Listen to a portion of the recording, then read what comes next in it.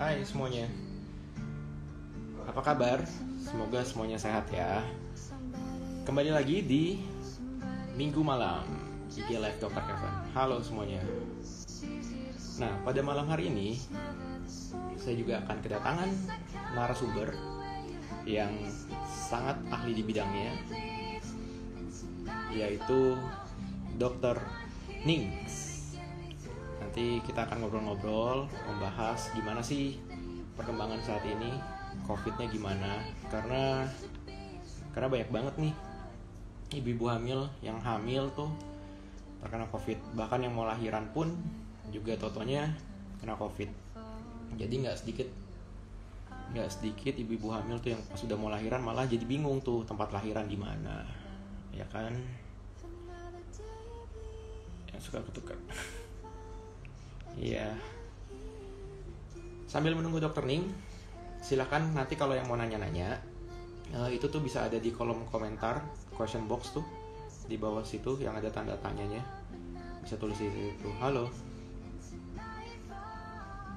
Wah, halo Dokter Ning udah join. Bentar ya, kita tunggu dulu teman-teman supaya join dulu semuanya.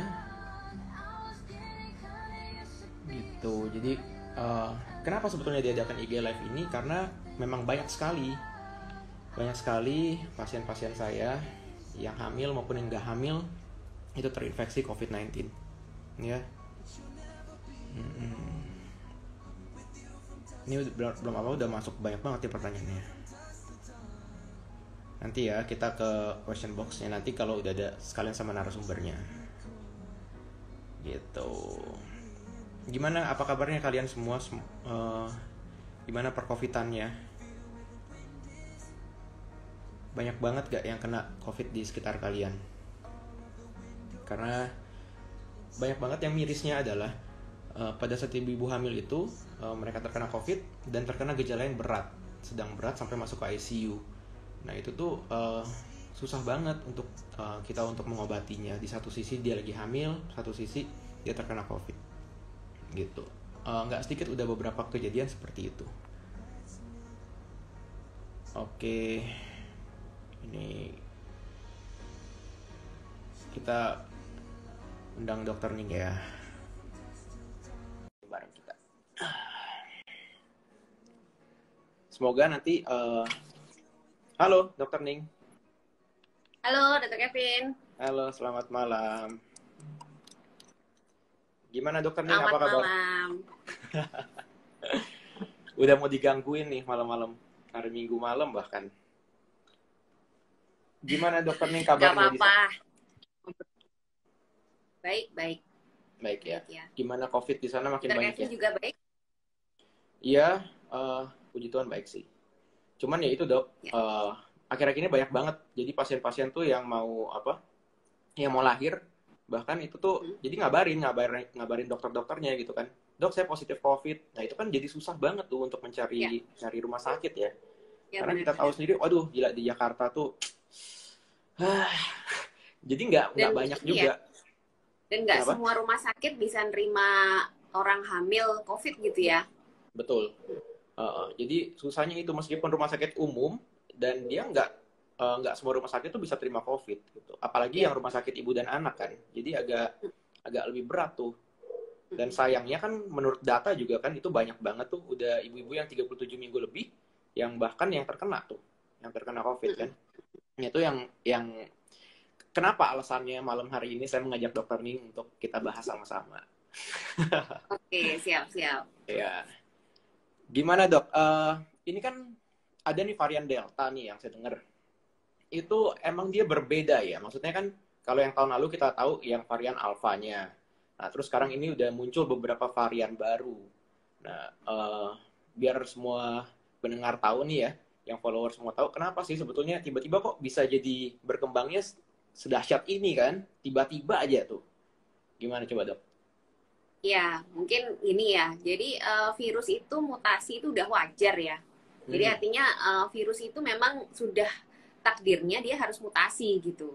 Jadi karena virus itu prinsipnya dia hanya pengen hidup kan ya. Jadi dia tuh masuk ke dalam sel tubuh seseorang yang hidup, entah itu manusia, hewan atau tumbuhan ya. Jadi virus itu hanya bisa hidup di dalam sel tubuh makhluk hidup, intinya itu.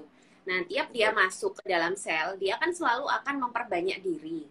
Nah, pada saat memperbanyak diri itu pasti terjadi kesalahan baca ya. Kalau misalnya dia kan isinya tuh cuman selubung, lalu ada materi genetik atau RNA itu ya, Dokter Kevin ya. Nah, kan dia pasti ingin membuat anakannya itu kan dia mau bereplikasi atau berkembang biak yang banyak gitu. Nah, waktu dia berkembang biak itu baca RNA-nya itu pasti ada kesalahan gitu. Cuman bedanya sama manusia nih ya, kalau virus itu nggak punya mekanisme untuk memperbaiki. Jadi kalau salah ya salah aja gitu. Nah, kalau pada saat itu terjadi kesalahan, nah itulah terjadi mutasi. Nah, itu sangat random banget. Artinya nggak bisa diatur. Dia mau mutasi ke arah yang misalnya sekarang nih yang merugikan manusia, atau malah dia mutasi mungkin yang merugikan dirinya sendiri. Suatu saat dia bisa hilang sendiri karena mutasinya itu membuat dia semakin lemah, misalnya gitu ya. Itu juga bisa. Jadi sebetulnya mutasi itu terjadi alami dan sangat acak. Ya kebetulan aja ini terjadi mutasi yang menggegerkan manusia ya, merugikan gitu. Nah sebenarnya mutasi pun itu selama dari awal munculnya varian Wuhan itu sampai sekarang sudah ada ribuan mutasinya. Akhirnya ribuan varian, sorry ya. Jadi varian itu adalah virus yang membawa mutasi. Jadi beda. Kalau mutasi tadi adalah perubahan dari RNA tadi ya. Tapi kalau varian itu virus yang membawa mutasi. Mutasinya bisa 1, bisa 2, bisa 3, banyak itu tetap namanya varian. Tapi sebenarnya virusnya sama aja. Jadi virusnya itu sama-sama SARS-CoV-2, tapi dia itu ada bagian yang sedikit berbeda. Karena mutasi itu tadi, itu disebut varian. Makanya bervariasi kan virusnya ini. Nah, sebenarnya varian itu ada ribuan, Dokter Kevin. Cuman yang merugikan manusia ini baru terdeteksi 12 atau 11 gitu ya. Jadi hanya 11 atau 12 varian lah yang memang kemungkinan dia merugikan kita. Merugikannya itu dari segi cepat menular misalnya ya, atau menyebabkan penyakit yang lebih berat, atau juga dia bisa menurunkan efikasi vaksin misalnya, atau dia juga bisa nggak mempan kalau dikasih terapi plasma atau pengobatan antibodi gitu. Nah itu yang terjadi sekarang, varian Delta ini dia memiliki kelebihan ya, yaitu cepat menularnya ini, Dokter Kevin. Jadi yang dia sudah terbukti secara ilmiah itu dia cepat menular. Cepatnya itu gimana? Cepatnya itu artinya satu orang kalau dia membawa varian Delta, dia sakit varian Delta, dia bisa menulari sampai 8 orang di sekitarnya. Jadi misalnya dia bareng-bareng sama temannya 10 orang, yang 8 orang ini bisa ketularan gitu. Kalau dulu, yang varian dulu, bahkan varian alfa saja yang dikatakan waktu itu sempat dibilang cepat juga ya menularnya, itu cuman menular sampai 5 orang aja. Jadi nggak sebanyak delta gitu. Tapi yang delta ini bisa sampai 8 orang. Makanya sekarang kita menghadapi kasus itu bersamaan gitu loh. Jadi yang sakit itu bareng-bareng. Itu yang menyebabkan kenapa sekarang kita ada di kondisi ini. Kebetulan memang didukung ya, karena varian atau virus ini kan sebenarnya hanya menunggu kesempatan aja ya, Dokter Kevin. Artinya dia kan nggak punya, saya pernah tuh posting ya, dia nggak punya otak nih, dia nggak punya kaki, dia nggak punya sayap. Jadi yang bikin dia tambah banyak, yang bikin dia menyebar ke seluruh tempat itu adalah manusianya itu gitu. Jadi ya karena kita banyak yang abai prokesnya, lalu banyak melakukan kerumunan ya, lalu orang-orang juga mobilisasinya udah biasa kayak gitu, nggak berusaha membatasi, ya akhirnya tersebarnya cepat banget. Akhirnya kita sekarang ada di kondisi orang-orang yang butuh rumah sakit jadi banyak dan berbarengan. Itulah yang terjadi sekarang gitu. Iya. Nah, saya juga terima WA tuh ya, yang ada bilang dokter yang mengatakan yang dulu kalau kita bandingkan dengan 1918 ya, yang waktu itu flu Spanyol, tiba-tiba akhirnya dia bisa hilang sendiri. Nah, itu mungkin juga karena salah dia itu ya, bereplikasi juga ya. Ya, mungkin ya, tapi itu saya pernah tanya ke ilmuwan-ilmuwan ya, mereka sendiri juga nggak tahu pasti. Memang karena zaman itu kan nggak ada vaksin, nggak ada elektron pun katanya belum ada. Jadi sebenarnya juga nggak tahu. Nggak ada sosial media juga ya? Nggak ada sosial media, itu yang paling penting itu. Ya itu jadinya hilang sendiri, tapi korbannya banyak banget ya. Jadi waktu itu dengan zaman 1918 itu korbannya lebih dari 50 juta penduduk. Jadi sepertiga penduduk dunia itu harus meninggal. Dan Indonesia waktu itu menempati 3 besar loh ya. Kita jangan sampai mengulang sejarah. Iya, hari ini aja Ya, penambahan kasusnya udah 27.000 kan ya dok ya? benar. Tiap hari kita rekor ini. Tiap hari rekor, ranking Tiap satu hari. tiap hari. Betul. Nah terus Dan kalau kita juga misalnya dok, nomor 3 loh sekarang dok, nomor sudahan. 3 ya? Iya, Iya. makanya. Iya, Nah, waktu pandemi 19-18 tuh kita nomor 3 setelah India dan Brasil. Jangan oke. sampai lah kayak gitu lagi. Hmm. Iya. Nah, terus kalau misalnya gejalanya dok, Ya. kalau misalnya gejalanya itu apakah dia langsung seperti yang kayak alfa atau misalnya dia akan lebih berat nih gejalanya yang delta? Nah, iya. Nah, gini. Jadi sebenarnya ini virusnya sebetulnya masih sama ya. Jadi Iya, virusnya ini kan masih SARS-CoV-2. iya. Jadi sebetulnya belum ada bukti sih kalau dia itu menyebabkan gejala yang sangat berbeda dibandingkan virus varian yang sebelumnya. Jadi kalau masih satu satu istilahnya satu spesies ya, artinya dia kan hanya bervariasi dari bajunya aja ya, tapi Hmm, sifatnya itu masih sama sebetulnya. Cuman oke. kenapa nih fenomenanya kok banyak yang cepat gitu ya Iya, perburukannya ya? Ya, itu karena memang ditengarai ya, ini masih masih hipotesa karena ada banyak penelitian secara lab gitu, di mana virus ini kan memang dia itu jadi seperti magnet, punya seperti magnet. Jadi karena dia itu mutasi di spike-nya itu ya dok ya, tahu ya spike-nya iya. spike-nya SARS-CoV-2 itu, dan dia itu mudah sekali berikatan dengan reseptor S2 yang ada di sel kita. Jadi mungkin kalau nyenggol dikit langsung nempel, langsung masuk gitu loh. Jadi kayak Oke. meningkatkan kecepatan masuk ke dalam selnya itu katanya 5 sampai 6 kali. Wow. Jadi memang lebih cepat kan. Nah, Iya. karena dia lebih cepat itu, dia berkembang biak dengan cepat.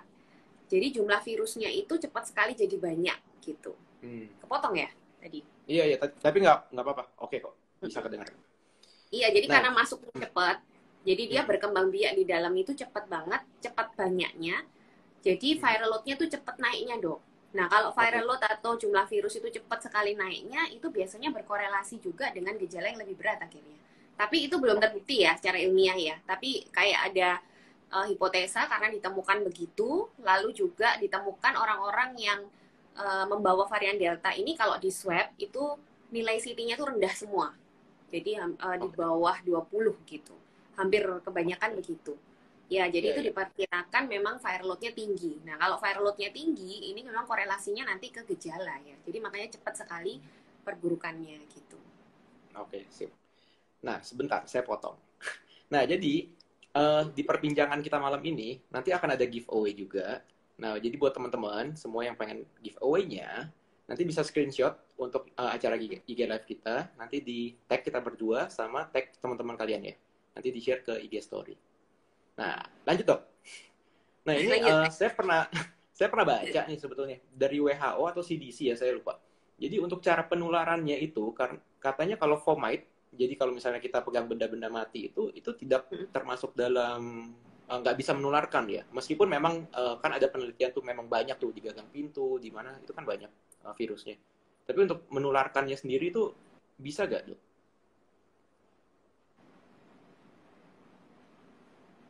Kok putus-putus ya, Dok ya? Bisa Halo. diulang nggak?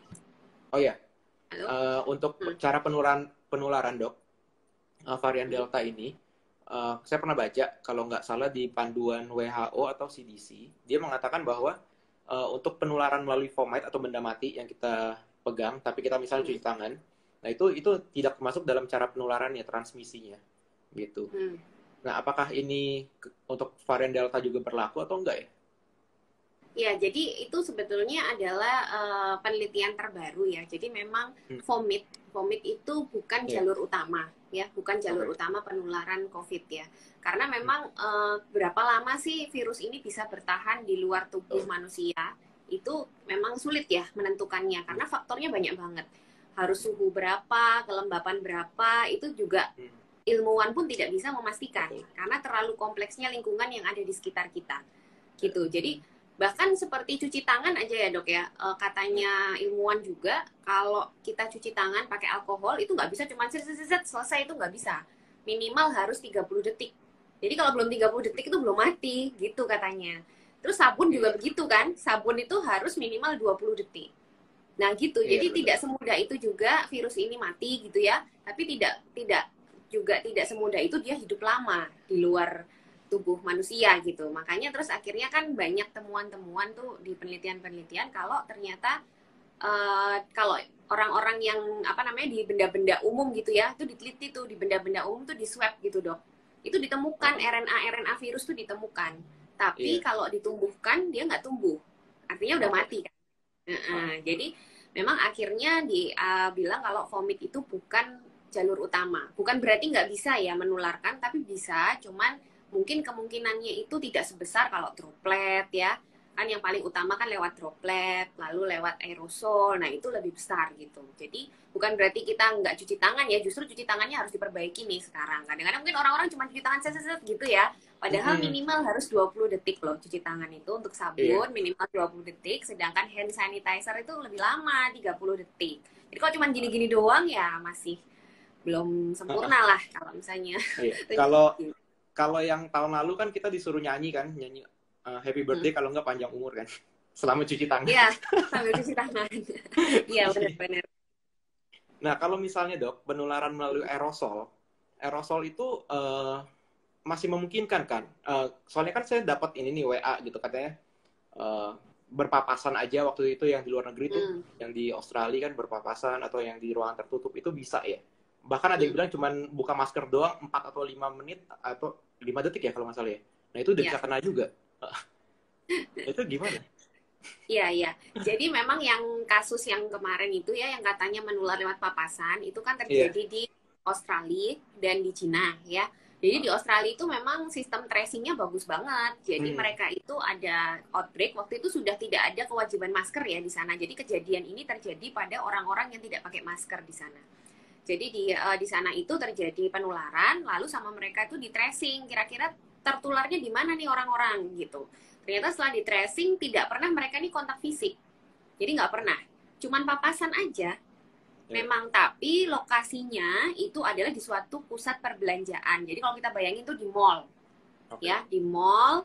Mungkin itu kan kalau mall itu kan tempat tertutup ya dok ya. Mungkin aliran Iya. udaranya juga sentral gitu ya. Mungkin jadinya terjadinya di situ. Jadi ada yang lagi duduk nih di kafe, orangnya lewat, dia ketularan tuh yang duduk. Padahal cuma lewat aja papasan, nggak sampai 10 detik.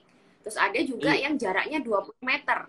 Ya, jadi ada yang jaraknya 20 meter juga ketularan gitu ya. Jadi dia di sini yang sakit, yang ketularan tuh ada di jarak 20 meter, tapi dalam satu udara yang sama. Artinya di satu lingkungan yang sama gitu. Jadi ya itu sebenarnya memperkuat aja ya, memperkuat dugaan bahwa memang COVID ini kalau ada di ruangan tertutup ya, lalu aerosol konsentrasi aerosolnya tinggi, udara tidak berganti, ya itu bisa istilahnya itu bisa meningkatkan resiko penularan. Sebenarnya ini kan teori lama ya. Kita dulu Iya. waktu duga-duga masalah aerosol itu kan intinya kalau di ruangan tertutup kan, makanya kita selalu menganjurkan hindari kerumunan ya, hindari ruang tertutup. Ya sebenarnya sama. Ini cuma membuktikan lebih kuat lagi nih kalau oh iya bisa nih airborne gitu.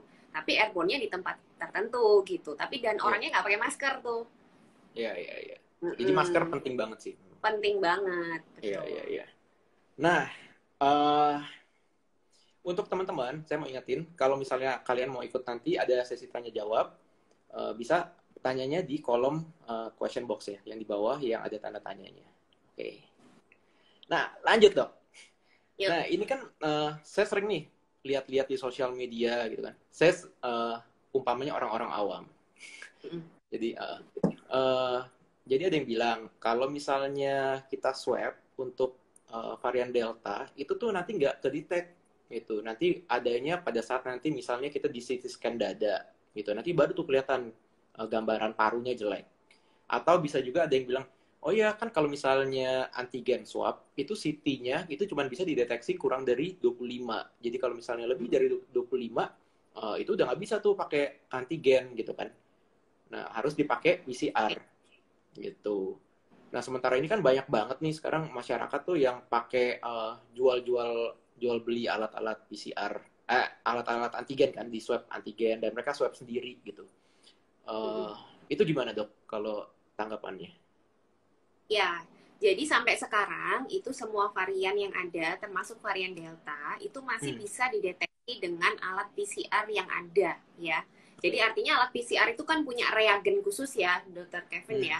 Jadi ya. reagen itu adalah seperti cetakan. Jadi cetakan Hmm, susunan materi genetik dari virus SARS-CoV-2 yang spesifik ya, jadi diambil gen-gen yang memang spesifik pada virus ini.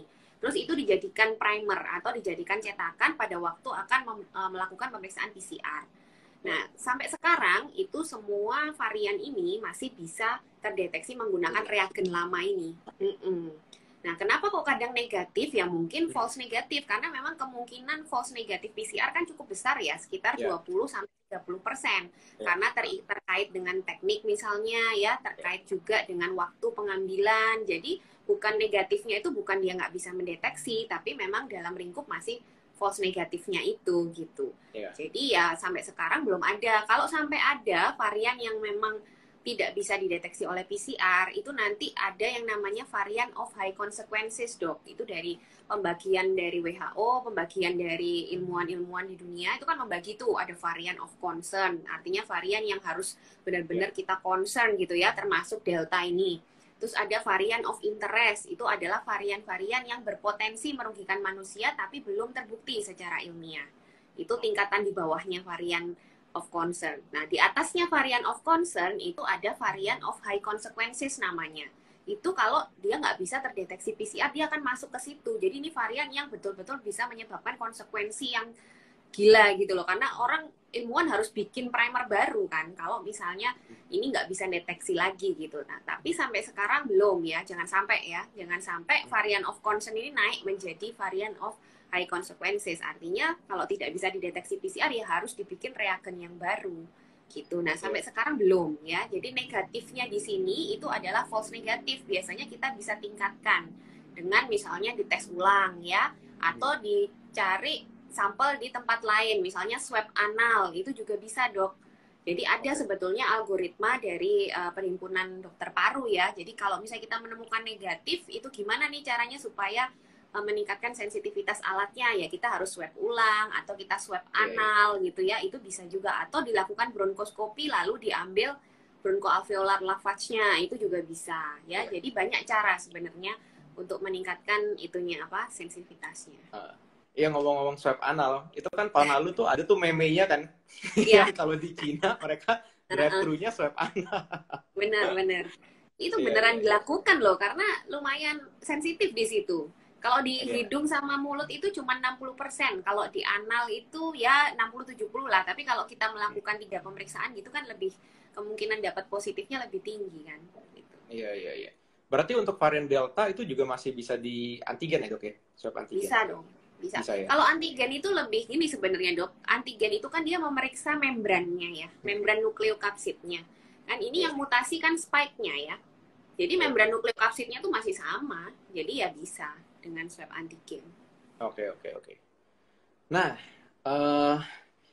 kan banyak nih, Dok sekarang yang tiba-tiba jadi pinter lah gitu kan. Semua masyarakat kan itu maksudnya ditanggapi dengan positif ya. Jadi kan masyarakat dapat apa, informasi itu lebih transparan lah sekarang kan. Tapi maksudnya jangan salah, makanya untuk mendapatkan informasi itu harus dari sumber yang tepat. Makanya malam hari ini kan kedatangan Dokter Ning nih kan. Jadi kita langsung nanya ke narasumbernya. Nah, kalau misalnya untuk city value, Dok, jadi itu menentukan apa sih sebetulnya? Jadi kan orang-orang tuh banyak yang bilang, kalau gue swab PCR gue positif nih, terus langsung ditanya nih sama temennya, emang city value-nya berapa? Gitu kan. Oh, belasan. Waduh, itu lagi bahaya-bahayanya gitu kan. Kalau emang city value-nya berapa? Oh, gue udah 30-an. Oh, ya udah mah, udah mau sembuh lah, udah nggak apa-apa gitu kan. Nah, itu banyak banget tuh yang kayak gitu.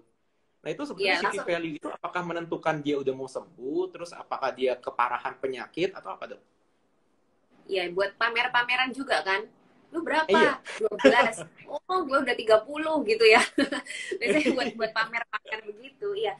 Jadi gini, sebenarnya city value itu adalah angka yang muncul pada saat pemeriksaan PCR gitu ya. Jadi PCR ini kan kita meriksa materi genetik virus tuh kecil banget ya. Kita swab itu, di sampel swabnya itu ada materi genetik. Kalau kita ada virusnya nih, ada materi genetiknya. Nah, itu kan karena kecil, itu harus diperbesar gitu supaya kita bisa lihat. Jadi orang yang memeriksa itu bisa ngelihat dan bisa menghitung gitu.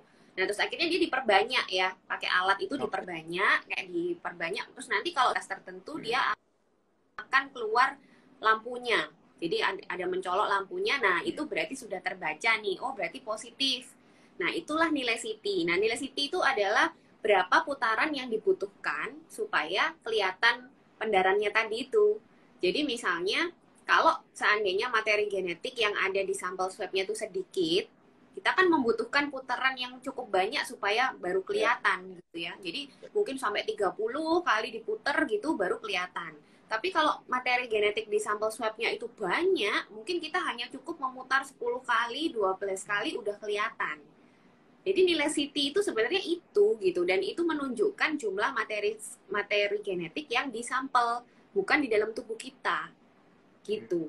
Jadi kan sebenarnya kalau kita menemukan virus di tenggorokan atau di hidung, itu kan virusnya yang merusak atau yang menimbulkan gejala itu bukan yang di situ, tapi yang di dalam tubuh kan, yang di paru-paru gitu loh. Jadi itu nggak bisa mencerminkan pasti jumlah virus di dalam tubuh, karena tergantung teknik tadi, tergantung waktu pemeriksaan ya. Jadi nilai CT itu tidak boleh dijadikan patokan, misalnya berapa sampai berapa itu pasti kamu sedang penyembuhan, berapa sampai berapa oh ini sedang menular, itu nggak bisa. Ya contoh ya, ini contoh real di lapangan ya. Ada orang, jadi dia di rumah isolasi mandiri ya. Waktu di swab itu nilai CT-nya 33. Terus habis itu dia karena isolasi mandiri, ya udah dibiarkan dia konsultasi tiap hari. Suatu saat saturasinya turun ya sampai akhirnya di bawah 90. Terus dia nggak mau ke rumah sakit karena dia merasa nilai CT 33 itu dia akan sembuh. Fatal nggak kalau kayak gitu? Akhirnya dia meninggal. Akhirnya dia meninggal. Itu yang pertama. Yang kedua, misalnya pasien-pasien di ICU. Ya, pasien-pasien di ICU ini biasanya kan kita lakukan pemeriksaan swab rutin memang kalau yang kondisi berat ya. Nah, itu kebanyakan kalau yang sudah masuk ICU itu kan sudah masuk badai sitokin. Nah, kalau sudah masuk badai sitokin itu biasanya memang swabnya kebanyakan sudah negatif, dokter. Karena sudah masuk ke fase peradangan ya. Jadi virusnya mungkin memang sudah hilang, tapi dia sudah masuk ke fase keradangan yang berlebihan. Ya, itu di swab negatif. Kalau di swab negatif, terus dia dibilang sembuh. Mungkin banyak nih kejadian kayak kemarin artis juga ya, sempat di swab membaik kan, keluar dari ICU masuk lagi. Nah itu kejadian. Jadi makanya swab negatif itu pun tidak bisa kita jadikan patokan dia sembuh. Kalau kondisi seperti itu kan kita harus lihat kondisi pasiennya kan. Kalau masih di ICU, dia masih pakai intubasi, dia masih pakai masih ventilator, meskipun swabnya negatif, itu kan artinya CT-nya udah tinggi banget sampai terdeteksi negatif kan ya. Nah masa kayak gitu dibilang sembuh gitu, kan nggak bisa. Nah terus ada yang nanya lagi dok, kemarin ini saya CT value-nya udah 30. Nah terus 1 minggu kemudian loh kok jadi turun jadi 20-an. Terus panik. Ya, mereka bilang ya gara-gara ya di dalam satu rumah itu mereka isomannya sama-sama. Jadi ada beberapa orang lainnya yang gejalanya lebih berat gitu. Mungkin nggak bisa seperti itu. Apakah itu reinfeksi atau apa? Gitu.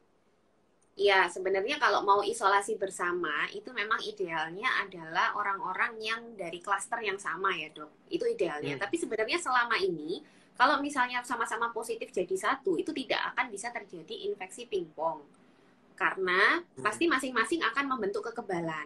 Jadi sudah ada antibodinya masing-masing. Jadi jarang terjadi saling tular menular, terus akhirnya menambah jumlah virus, terus nilai CT-nya turun. Itu tidak begitu ceritanya, ya. Iya, jadi makanya sebenarnya nilai PCR itu kan kita pakainya untuk diagnostik ya sebenarnya. Kalau untuk evaluasi itu tergantung kondisi. Kalau kondisinya berat, kita evaluasi nggak apa-apa karena kita ingin melihat trennya naik kah, lalu disesuaikan dengan kondisi klinis saat di rumah sakit. Tapi kalau orang-orang yang kondisinya ringan, yang di rumah, isoman, ya itu sebenarnya kita nggak perlu melakukan pemeriksaan PCR berulang. Karena nanti akan naik turun gitu, karena tergantung tekniknya juga. Kalau pas kebetulan tekniknya pas tempat dia mengambil swabnya di tempat yang banyak materi genetiknya ngumpul gitu, akhirnya CT-nya lebih rendah. Terus besoknya dia swab lagi, ternyata dapat tempat yang materi genetiknya nggak terlalu banyak, akhirnya CT-nya lebih tinggi gitu, terus naik turun sampai 3 bulan, karena kan bangkai virus ini bisa terdeteksi sampai 3 bulan. Makanya kan sebetulnya nggak perlu PCR itu untuk evaluasi kesembuhan pada orang yang gejala ringan, itu nggak perlu sebetulnya, malah bikin bingung gitu kan. Iya, sip. Nah, jadi ya buat kalian semua yang mau cek PCR, ya itu harus dikonsultasikan ya dok ya ke dokter. Jadi Ya, nggak bisa pasti tuh Pak. diinterpretasikan sendiri. Oh, saya udah mau sembuh nih. Ya udah kalau misalnya baru 14 ya udah berarti itu masih lama, masih bisa 2 minggu lagi. Nggak begitu ya dok ya. Nah itu Ya, itu yang harus dikonsultasikan ke dokter ya. Nah ya benar. sekedar mengingatkan sebelum kita lanjut lagi, eh, nanti di acara ini akan ada giveaway. Jadi kalau buat kalian yang mau ikutan giveaway-nya, bisa nanti di screenshot acara IG Live ini dan nanti di tag ke teman-teman kalian dan tag kita berdua. Dan kalau bisa tulis nih Hadiahnya apa dong? masukan kalian Pasti apa. pada nanya. Hmm? Giveaway-nya multivitamin. Nah ini kan sekarang lagi banyak banget nih kan yang lagi nyari multivitamin kan. Nah ini bisa. Jadi kalau kalian yang mau ikutan giveaway, nanti tinggal dikirim. Jadi kalian nggak akan membayar ongkos apa-apa. Oke, itu. Dokter nih katanya mirip BCL dok. Iya. Yeah.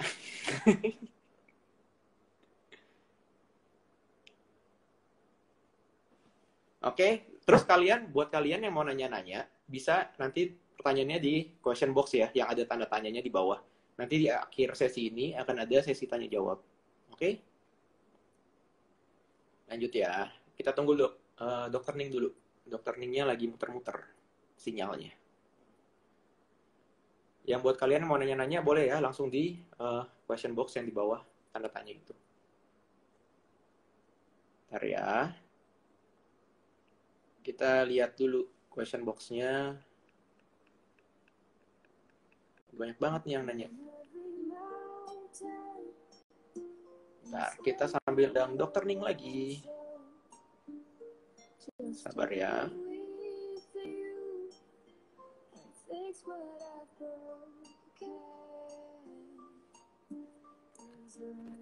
Wah, lebih. Dok. Halo. Kok mati Dok, tadi? katanya Dokter Ning lebih cantik dari BCL. Ah, kasihan gak BCL disamain sama saya. Iyalah, masing-masing kan punya keunikan masing-masing ya, Dok. Iya, iya, beda-beda, beda. Iya, iya. Oke, kita lanjut ya. Oh ya, tadi giveaway-nya adalah multivitamin, Dok. Jadi kalau misalnya buat kalian yang mau ikutan giveaway, langsung aja. Nanti bisa di-screenshot. Terus tulis nih poin-poin apa yang kalian dapat. Terus di-share ke IG story kalian dan tag kita berdua. Dan boleh tag ke teman-teman kalian juga. Ya. Lanjut. Nah, ini kan gini, Dok. Banyak banget nih. Pasti dokter juga dapat SMS atau WA ya. Yang cari rumah sakit. Misalnya dari teman dokter atau keluarga gitu ya. Dok, ada gak tempat di rumah sakit? Soalnya saudara saya perburukan, sesak tiba-tiba. Nah, sebetulnya sekarang ini kan udah banyak yang kriteria sedang dirawat di rumah nih dok ya. Kalau dulu kan yang kalau rekomendasinya adalah yang boleh dirawat di rumah adalah kriteria yang gejalanya ringan. Ya. Nah, kalau misalnya kalau udah gejala berat begitu, panduan-panduan untuk isolasi apa aja ya dok ya? Kan karena gini, di satu sisi banyak banget orang-orang yang mulai menyetok dalam artian multivitamin. Kemarin itu marak susu, ya kan? Ada yang bilang susu iklannya naga, gambarnya beruang, jadi virusnya bingung. Virusnya bingung. Jadi imunnya turun virusnya ya. Iya makanya. Jadi sebetulnya gimana nih? Maksudnya sementara harga udah melonjak banget kan, harga ya beberapa item lah, gitu di pasaran udah melonjak. Gimana tuh dok? Untuk yang isoman nih khususnya? Iya benar ya. Sekarang itu kondisinya udah nggak ideal banget sih, Dokter Kevin ya. Iya. Jadi ya yang selalu saya edukasikan, jangan sampai sakit deh beneran. Jangan Hmm, sampai, bukan sakit COVID aja loh ya, semua. Karena sekarang itu tempat-tempat di rumah betul. sakit sudah didominasi oleh orang COVID. Artinya yang jatah untuk pasien yang non-COVID itu sangat berkurang. Jadi di rumah Betul. sakit saya itu istilahnya bangsal yang untuk non-COVID itu cuma 1 atau 2 ya. Tapi sisanya itu sampai 6-7 bangsal semua untuk COVID. Jadi bayangin kalau Anda sakit atau keluarga Anda sakit, sakit apapun ya, itu juga rebutan tempatnya gitu loh. Jadi ya sekarang itu memang udah nggak ideal, dan untuk yang sakit COVID pun, meskipun awalnya itu gejala ringan, di rumah itu harus monitor. Itu selalu yang saya tekankan, karena COVID itu perjalanan penyakitnya sebenarnya mirip DHF ya, mirip demam berdarah. Jadi begini, kalau demam berdarah itu nanti di hari kelima itu juga menentukan Anda akan masuk ke kondisi shock atau ke kondisi sembuh. Itu pada demam berdarah. Shock itu trombositnya turun ya, terus tensinya turun, itu di hari kelima sampai hari ketujuh kalau orang demam berdarah. Kalau COVID sama, di hari kelima sampai ketujuh itu nanti juga yang akan menentukan Anda akan sembuh atau Anda akan masuk ke perburukan saturasi oksigen mulai turun ya, batuk bertambah hebat, demam nggak turun-turun, terus mungkin juga ada sesak ya. Nah itu mulai di minggu pertama akhir, mau masuk minggu kedua. Makanya harus dimonitor rutin, itu yang penting pada kondisi COVID. Kebanyakan itu orang-orang karena dipikir isolasi mandiri, dia nggak monitor kondisinya gitu ya. Jadi tiba-tiba di hari keberapa jelek, kondisinya udah jelek, dibawa ke rumah sakit juga terlambat. Kebanyakan itu begitu. Bahkan sekarang kita dengar akhir-akhir ini sudah banyak sekali informasi bahwa orang meninggal saat isoman ya. Ini bukan menakuti ya teman-teman, ini kenyataan. Banyak sekali dan sebelumnya kita belum pernah loh ya ada yang sampai kayak gini. Ya, jadi di rumah pun isoman itu meninggal ya karena akhirnya yang kondisi-kondisi berat sedang ini harus terpaksa di rumah kan karena di rumah sakit itu penuh gitu. Yang biasanya sih sebetulnya dok, kalau dari awal COVID ya, yang selalu saya edukasikan itu pertama harus di bawah pengawasan dokter. Meskipun Anda isoman, sekarang fasilitas telemedicine banyak ya.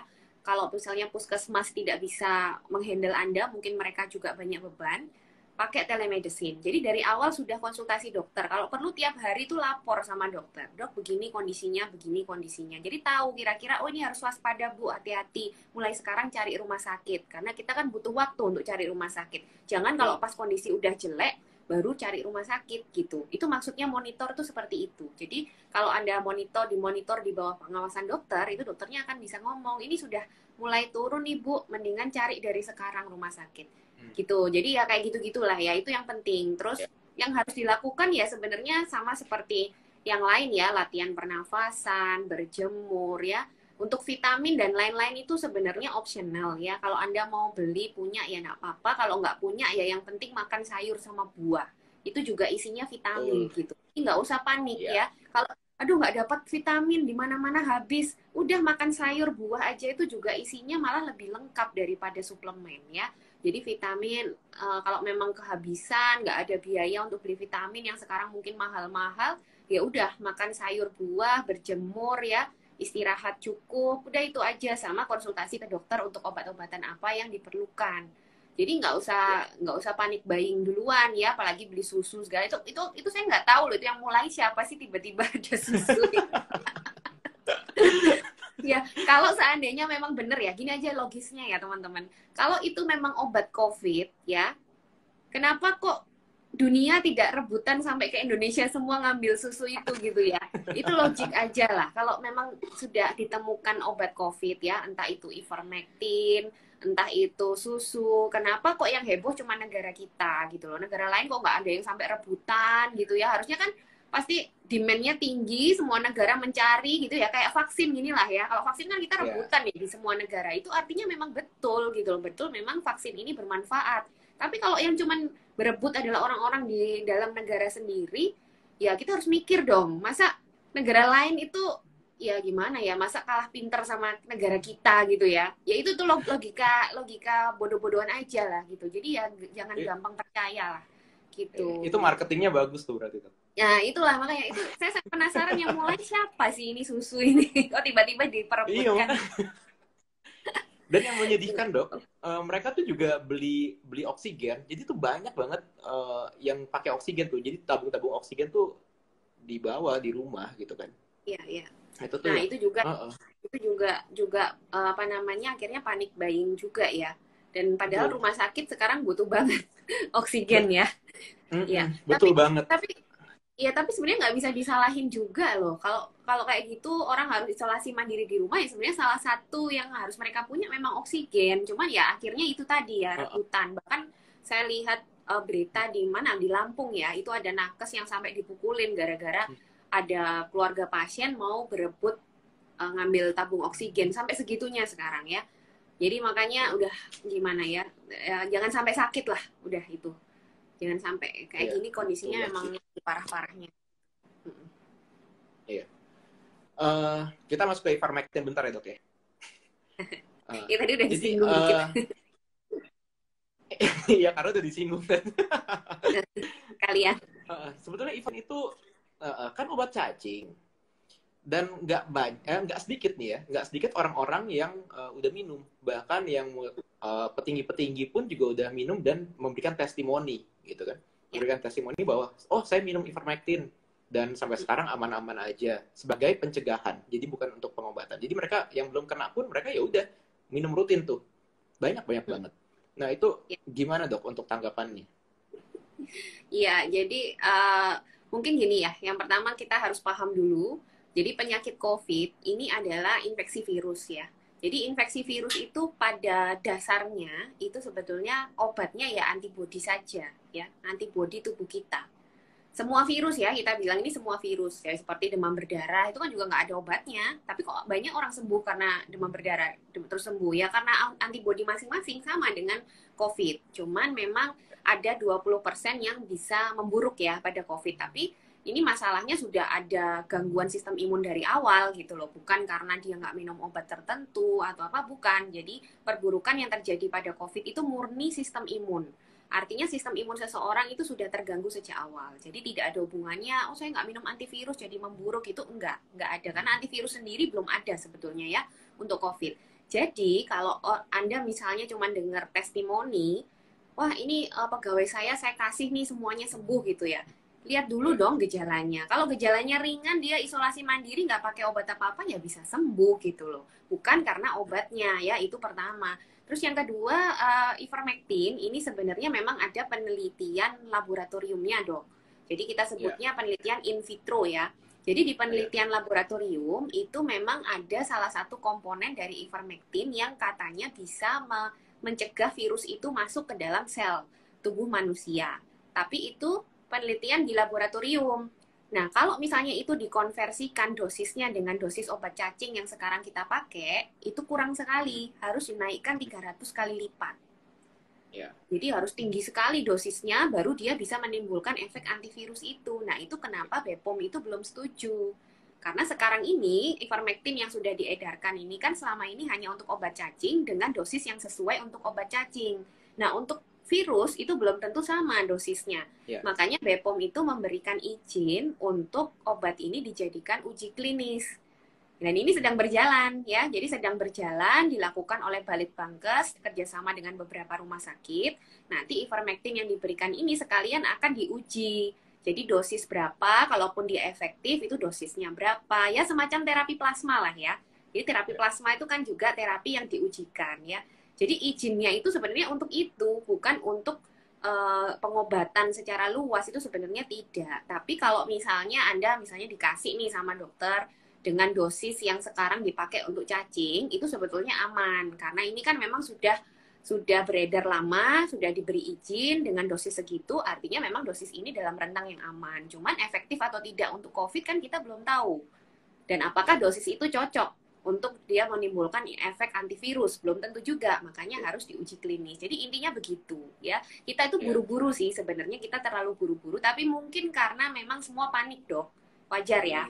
Jadi semua panik, semua ingin mencari obatnya. Bahkan India pun sempat ya pakai ini ivermectin, tapi akhirnya ditarik. Tapi akhirnya ditarik karena pemerintah India menyatakan bahwa ternyata tidak efektif ivermectin untuk COVID di sana. Ya, di sana maksudnya di India. Jadi untuk di kita, ya kita lebih baik menunggu uji klinis yang sedang berjalan ini. Jadi jangan panik buying juga, jangan asal minum obat ya. Karena selama ini ivermectin baru dipakai untuk cacing. Untuk virus ini kita belum tahu dosisnya berapa. Jadi buat apa Anda minum obat yang tidak jelas manfaatnya? Yang jelas nanti malah efek sampingnya yang dapat. Kan gitu. Iya, makanya kan. Yang jelas-jelas kita udah tahu nih cara pencegahannya seperti apa, tapi kita masih nggak mau ngelakuin kan. Malah yang kita pengennya, ya udahlah minum sesuatu yang memang kita masih belum tahu, cuman kata orang gitu kan, itu yang sangat menyedihkan ya. Lagian kalau misalnya dosis ivermectin di berapa ratus kali lipatnya, belum tentu efek sampingnya itu aman buat kita. Nah itu betul. Yang itu yang harus dipastikan dengan uji klinis itu tadi. Gitu. Iya. Nah balik lagi dok, tadi ada yang nanya nih, untuk pengetesan deteksi itu ada nih sekarang yang pakai air liur saliva, itu gimana dok? Selain swab antigen atau misalnya PCR, ada juga nih yang sekarang pakai saliva. Itu bisa nggak dok dipakai? Kalau saya biasanya kalau alat-alat tes gini, saya selalu mengacu pada alat-alat tes yang sudah divalidasi ulang ya, sama Kemenkes kita. Biasanya nanti diadopsi sama perkumpulan dokter patologi klinik ya. Jadi Ya. biasanya tuh kalau ada alat yang diimpor gitu ya, itu sama pemerintah kita itu ada laboratorium yang ditunjuk untuk memvalidasi ulang. Apakah valid? Terus nanti ada merek-merek tertentu yang memang diperbolehkan beredar karena dia memiliki tingkat sensitivitas dan spesifitas yang baik. Karena kan nggak semua merek itu baik ya, gitu. Jadi kan harus divalidasi dulu. Nah, untuk ini, untuk antigen saliva, itu setahu saya belum ada yang dilakukan Ya. validasi, lalu belum ada juga rekomendasi dari dokter patologi klinik, atau sekarang sedang divalidasi, saya juga kurang tahu. Jadi selama belum ada itu, saya biasanya nggak pernah merekomendasikan. Artinya kita belum tahu validasinya kan, kita belum tahu validitasnya seperti apa. Tapi kalau air liur itu untuk PCR, itu memang Hmm. sudah diperbolehkan. Jadi maksudnya dari dulu itu air liur yang PCR yang menggunakan air liur itu sebetulnya akurat juga sama dengan swab. Cuman itu juga harus PCR, nggak bisa dilakukan mandiri. Ya, kalau Ya. PCR itu kan di lab mesti. Ya. Jadi kalau yang dilakukan mandiri ini kan antigen. Nah, antigen ini yang kita belum jelas apakah sudah divalidasi atau belum. Jadi kalau saya sih selalu tetap menunggu itunya ya, jadi menunggu validasinya, lalu nanti dokter patologi klinik biasanya akan memberikan rekomendasi pakai yang ini mereknya misalnya karena sudah divalidasi. Nah, itu baru kita berani untuk memberikan rekomendasi ya. Kalau enggak ya berarti belum jelas Ya. validasinya.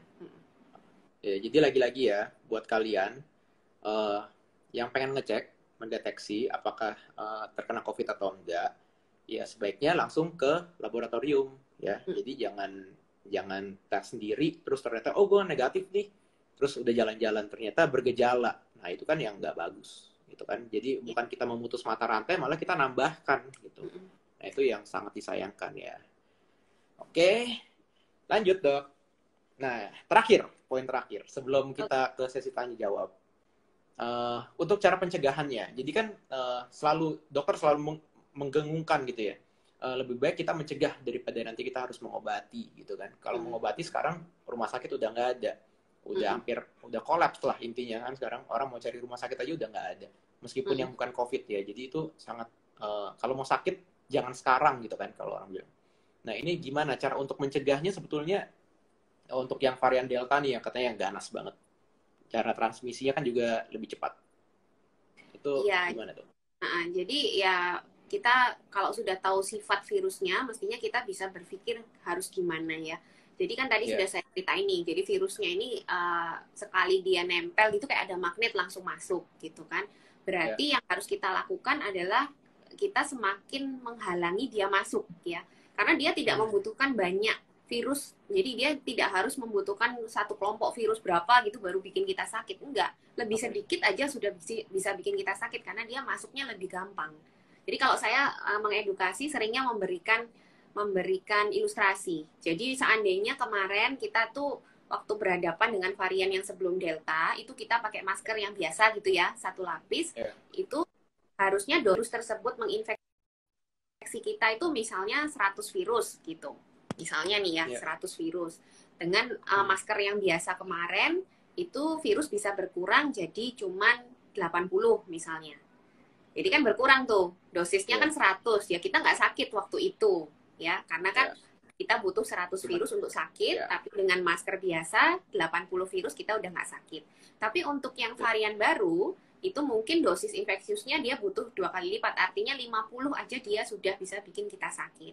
Jadi kalau kita tetap pakai masker yang kemarin, berarti kan 80 virus ya yang masuk, itu kan tetap bikin Ya. kita sakit kalau sekarang ini Delta, karena Delta butuhnya cuma 50. Artinya apa? Artinya kita butuh masker itu kita upgrade kualitasnya. Jadi kalau sebelumnya mungkin kualitas filtrasinya cuma 50%, ya kita harus naikkan 80% atau 90% supaya virus yang masuk lebih sedikit lagi. Kalau bisa jangan sampai 50, jadi di bawahnya 50, cuma 40, 45, itu kan kita belum sakit. Jadi makanya kenapa dianjurkan sekarang kita upgrade masker kita. Upgrade itu belum tentu harus double masker ya. Jadi upgrade itu artinya kualitas filtrasi dari masker itu harus ditingkatkan. Jadi benar-benar nggak boleh ada gap. Kalau dulu kita pakai cuma masker medis kan gapnya di mana-mana ya, kendor, iya kayak gitu. Iya, Nah, kiri kanannya bolong tuh. benar. Nah, itu harus kita tingkatkan. Misalnya disimpul nih kanan kiri itu juga bisa menaikkan Iya. filtrasi atau didobel dengan masker medis. Atau misalnya pakai masker-masker yang memang desainnya sudah fit dan kerapatan filtrasinya udah bagus kayak KN95, KF94. Nah, itu bisa. Jadi tujuannya itu ya, kita berusaha mengurangi lebih lagi jumlah virus yang masuk gitu. Iya. Selain masker, untuk pola hidup juga masih tetap sama ya dok ya? Tetap semuanya harusnya masker itu tidak sendirian ya. Cuman ini yang kita upgrade memang masker, sama jangan lupa ventilasi. Ya, ventilasi itu penting banget karena percuma kita pakai masker kalau kita ada di luar tuh lingkungan yang konsentrasi aerosolnya tinggi ya, tetap bisa tembus juga. Oke. Ya, kira-kira seperti itu. Kita masih ada sisa waktu 10 menit untuk sesi tanya jawab. Jadi saya akan lihat dulu ya pertanyaan-pertanyaan kalian. Jadi sambil saya cari kalian yang ingin ikutan giveaway-nya bisa nanti screenshot acara IG Live ini, terus tulis komen kalian atau misalnya masukan kalian dan di tag kita berdua sama Dr. Ning dan tag teman kalian juga ya. Oke. Nah, ini ada pertanyaan. Isma Hidayati. Dok, kalau sudah vaksin dosis 1, kemudian terpapar COVID, dan jadwal vaksin dosis 2, 4 hari lagi. Gimana, dok? Ya, jadi ini masih sembuh apa sudah sembuh apa belum ya? Jadi sebetulnya itu ya kalau kena COVID harus sembuh dulu ya baru vaksin. Yang pertama kita bisa nularin orang nih kalau lagi sakit terus kita keluar kita vaksin ya. Terus sebenarnya obat pun nggak masalah. Kalau Anda habis sakit itu meskipun terlambat itu nggak masalah, nanti disusulkan aja vaksinnya. Sebenarnya kan kalau ikut regulasi Kemenkes kita nunggu 3 bulan ya. Tapi Bentar ya. sekarang sinyalnya jelek ya. Udah? Iya dok, sorry keputus tadi. Ya udah. Udah. Ya, jadi kalau kena COVID ya sembuh dulu ya. Jadi harus sembuh dulu baru vaksin gitu. Jadi jangan pas masih sakit terus vaksin. Nanti maksudnya agak terlambat nggak apa-apa. Kan sebenarnya sudah di booster juga dengan COVID-nya itu ya. Jadi nggak masalah. Kalau ikut regulasi Kemenkes nunggu 3 bulan. 3 bulan setelah sembuh ya? Oke, sip. Lanjut. Ini ada pertanyaan sih sebetulnya, tapi untuk vaksin ibu hamil, saya dong yang jawab nanti. Iya dong, gantian. Ya. Jangan, ini untuk Dokter Ning dulu.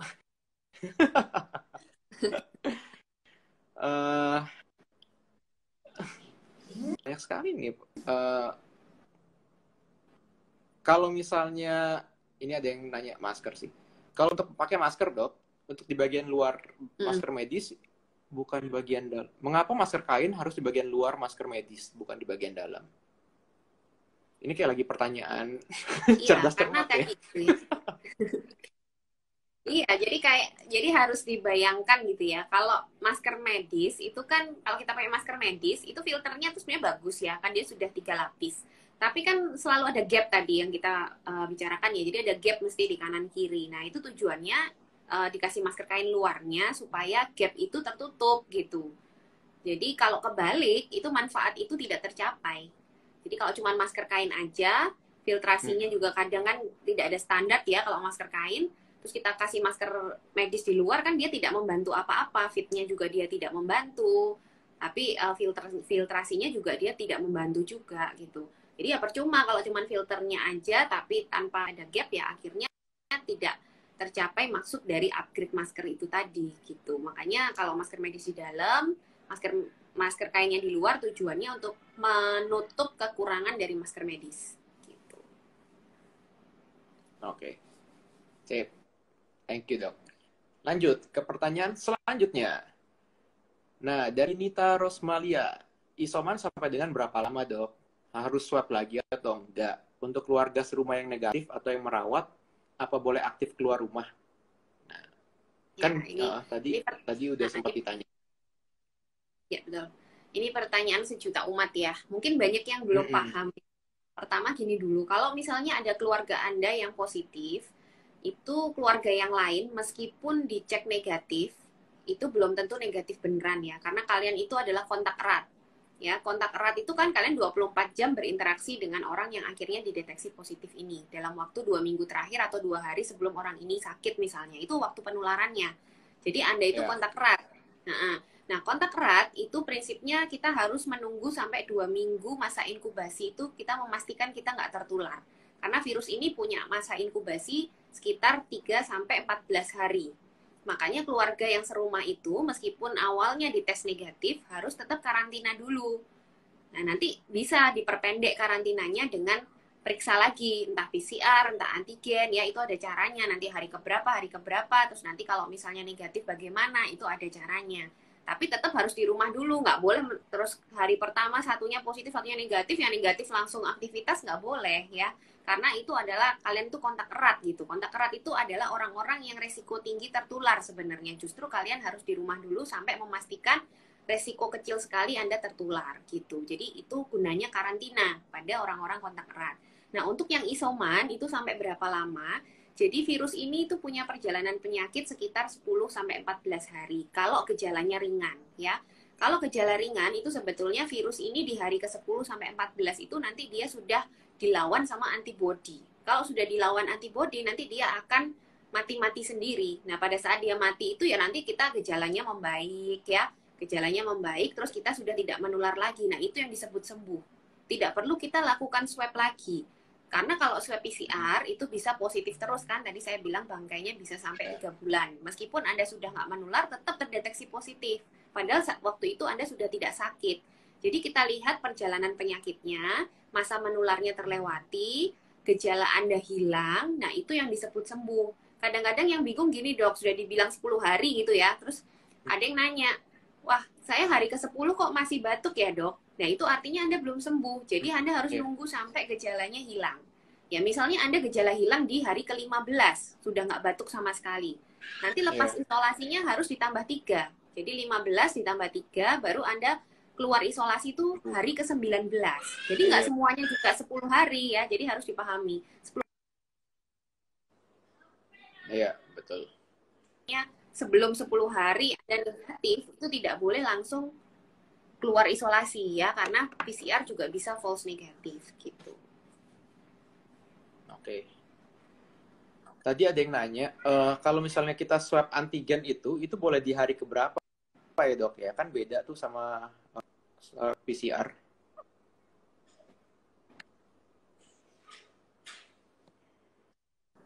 Halo? Halo? Ya. Dengar dok? Udah? Ya. Ini ada yang nanya dok, untuk swab antigen itu bisa dilakukan di hari keberapa dari gejala? Karena kan akan harinya berbeda dengan pengetesan swab PCR dok ya? Sebenarnya kalau Anda sudah bergejala, itu boleh kapanpun ya, tes antigen atau PCR. Cuman harus hati-hati interpretasinya. Tetap harus konsultasi ke dokter. Karena kalau ada gejala, itu antigen itu sebenarnya dia sangat sensitif dengan jumlah virus ya, dengan viral load. Jadi dia itu hanya positif pada viral load yang tinggi. Jadi sempit sekali rentang positifnya dia. Jadi misalnya Anda sudah sakit di hari kedua gitu, masih mungkin viral load-nya belum tinggi gitu ya, Anda dicek antigen mungkin masih negatif. Nah itu seharusnya idealnya kalau begitu harus dilanjutkan PCR. Harus dilanjutkan PCR untuk memastikan Anda bukan COVID. Jadi nggak bisa kita menyingkirkan COVID atau tidak dengan satu kali pemeriksaan antigen di mana Anda bergejala. Itu nggak bisa. Ya, karena sensitivitas dari antigen itu sangat kecil, sangat rentangnya itu sangat pendek dan dia benar-benar sesuai dengan jumlah virus. Kalau kebetulan Anda dites pas lagi virusnya lagi banyak-banyaknya, ya langsung memang bisa positif gitu. Tapi kalau virusnya belum banyak, ya keluarnya nanti hasilnya negatif. Harusnya itu lanjut ke pemeriksaan PCR dok, harusnya. Nah, itu dipastikan dengan PCR karena kalau PCR sejak awal tuh biasanya dia sudah positif terus kan sampai 3 bulan. Jadi itu langkahnya sebetulnya. Terus kebalikannya, kalau Anda sudah swab antigen positif dan Anda bergejala, itu sebetulnya tidak perlu diulang lagi PCR. Karena pada saat itu, jadi pada saat Anda bergejala dan ditentukan dan dapat swab antigen positif, itu sensitivitas dari antigen bahkan melebihi PCR, ya. Jadi 100% sensitivitasnya, spesifitasnya juga 100%. Jadi kalau Anda swab antigen positif dengan gejala jelas gejala flu gitu ya, ya udah itu COVID, tidak perlu dilanjutkan PCR. Karena pada saat itu antigen ini sensitivitas atau akurasinya bahkan melebihi PCR. Kalau Anda ulang PCR, nanti PCR-nya negatif, itu malah Iya. jadi misleading ya. PCR itu Iya. bisa false negatif ya. PCR itu bisa false negatif. Jadi kalau sudah positif sebenarnya nggak perlu dilanjutkan PCR karena pada saat itu antigen akurasinya melebihi PCR gitu ya. Itu yang harus, jadi itu yang sering salah memang. Jadi swab antigen negatif dianggap bukan ya, dia nggak ngelanjutin PCR. Lalu swab antigen positif malah dilanjutkan PCR, kebetulan PCR-nya negatif, dia bilang bukan COVID. Nah itu salah ya. Jadi itu yang sering kebalik, akhirnya kita justru mengisolasi orang yang salah dan melepaskan orang yang salah gitu. Ya. Intinya adalah daripada kalian bingung, ini gimana, Konsultasi. konsultasikan ke dokter. Iya, itu udah paling benar. Konsultasikan ke dokter Ning tuh, udah paling benar. Jadi biar nggak usah jadi main dokter-dokteran kan di rumah kan. Nah itu nggak boleh. Ya. Nah dok, ini pertanyaan terakhir. Nggak kerasa karena kita udah 1 jam. Oke. Iya, Indra Goin. Dok, apakah pasien yang positif gejala berat saturasi sempat 74 kalau sembuh paru-parunya bisa normal lagi? Nah, ini juga jadi kekhawatiran buat orang-orang yang alumnus nih. Gitu. COVID. Ya, jadi sebetulnya ini tergantung keradangan yang terjadi ya. Jadi sama kayak kalau kita luka ya. Jadi kalau kita luka, sedalam apa lukanya, seluas apa lukanya, yaitu tergantung itu ya, sembuh tidaknya. Maksudnya sembuh atau tidaknya, lalu apakah membekas, apakah nanti sembuh tapi lama, itu tergantung itu semua. Sama juga di paru-paru. Jadi kalau kena COVID itu kan paru-parunya luka ya.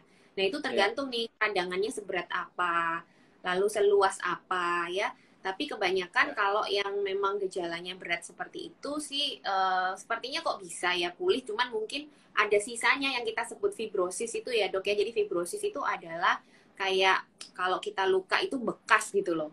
Nah itu, jadi itu pemulihannya membutuhkan waktu. Makanya orang-orang yang gejalanya mungkin lebih berat atau alumni ICU gitu, memang dianjurkan untuk selalu konsultasi atau kontrol lah paling nggak ke dokter setelah dia sembuh. Jadi nanti di check up paru-parunya ya, mungkin di check up jantungnya, itu lebih bagus. Jadi kita bisa tahu kan kondisi paru-parunya seperti apa dan nanti pelan-pelan harus menjalani rehabilitasi medik juga biasanya gitu.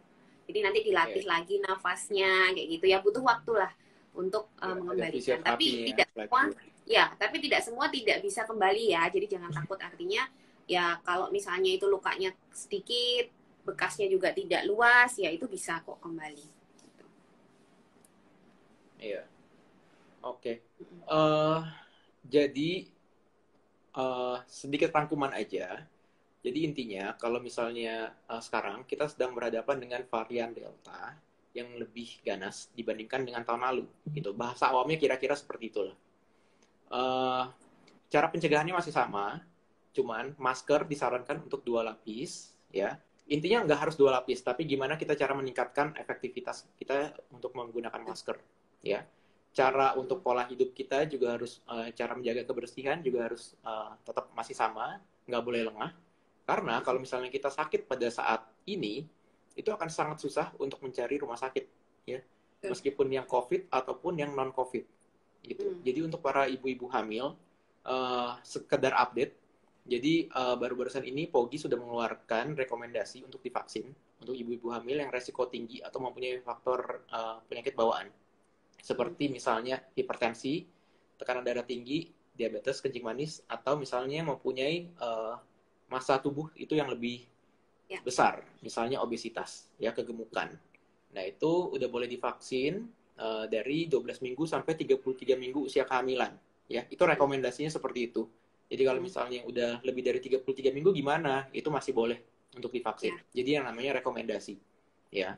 Terus kalau yang masih 12 minggu atau yang misalnya dulu vaksin pertama sebelum hamil, nah sekarang ini udah hamil masih di bawah 12 minggu untuk dosis yang kedua itu gimana? Itu juga masih boleh. Jadi ada beberapa pendapat yang bilang boleh, ada yang beberapa pendapat yang bilang nanti aja setelah 12 minggu.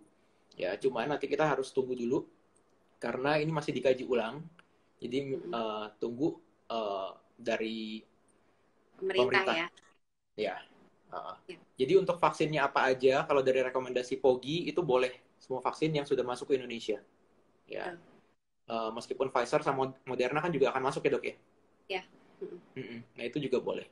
Jadi kalau mau Sinovac, AstraZeneca juga boleh. Jadi banyak yang nanya untuk AstraZeneca kan kipinya itu kan lebih berat dok ya dibandingkan dengan Sinovac, dalam arti ya misalnya demam itu lebih sering ditemukan di orang-orang yang divaksin dengan AstraZeneca. Terus gimana untuk vaksin pada saat lagi hamil untuk AstraZeneca itu harus dipantau ulang lagi, harus dikonsultasikan ke dokternya lagi biar diperiksa apakah ada penyakit bawaan atau enggak ya. Jadi selama masih bisa ditolerir itu masih boleh untuk divaksin. Oke. Ada untuk dari Dokter Ning ada kata-kata penutup sebelum kata-kata penutup. Ya jangan sampai sakit ya teman-teman, tadi sudah dirangkum dengan jelas sama Dokter Kevin. Intinya sekarang di mana-mana rumah sakit penuh ya, jangan sampai sakit COVID, jangan sampai juga sakit yang lain. Untuk keluarganya yang punya penyakit kronis ya, penyakit komorbid, itu biasanya pasien-pasien saya tuh dok. Nah itu harus tetap kontrol meskipun telemedicine ya, paling enggak apa namanya, obat itu tidak boleh berhenti meskipun Anda takut ke rumah sakit nggak ketemu dokter. Sekarang fasilitas telemedicine banyak ya, jadi tetap harus dilanjutkan karena penyakit komorbid ini yang sangat berisiko juga, bisa masuk rumah sakit karena penyakit komorbidnya. Kalau tidak terkontrol bisa juga kalau kena COVID semakin berat juga ya, jadi justru orang-orang ini harus dilindungi ya. Oke, mungkin tambahan itu aja. Prokes jangan lupa, vaksin ya. Cuman itu aja yang kita bisa. Semoga kita semua cepatlah keluar dari kondisi pandemi ya. Iya. Thank you banyak Dokter Ning. Buat kalian yang mau ikutan giveaway terakhir, jadi kalau misalnya mau ikut giveaway bisa screenshot, terus bisa share ke IG kalian dan tulis poin-poin apa yang kalian dapatkan hari ini. Oke? Dokter Ning, thank you banget udah ganggu waktunya malam-malam. Stay safe ya dok ya, tetap sehat, jaga kesehatan. Ya, salam buat keluarga. Oke, Dokter Kevin. Bye-bye. Oke. Sekian IG Live kita pada malam hari ini. Dan jangan lupa untuk IG Live kedua nanti akan ada hari Kamis. Kamis ini dengan dokter anak, dokter spesialis anak. Jadi untuk moms yang mempunyai anak-anak yang ingin nanya-nanya ke dokter anak dengan dokter Aryani, bisa ikutan pada hari Kamis besok ini ya. Malam juga 7:30 malam. Oke? Setiap jaga kesehatan, jangan sampai lengah ya. Prokes juga harus tetap dijaga. Oke, stay safe and stay healthy. Bye-bye.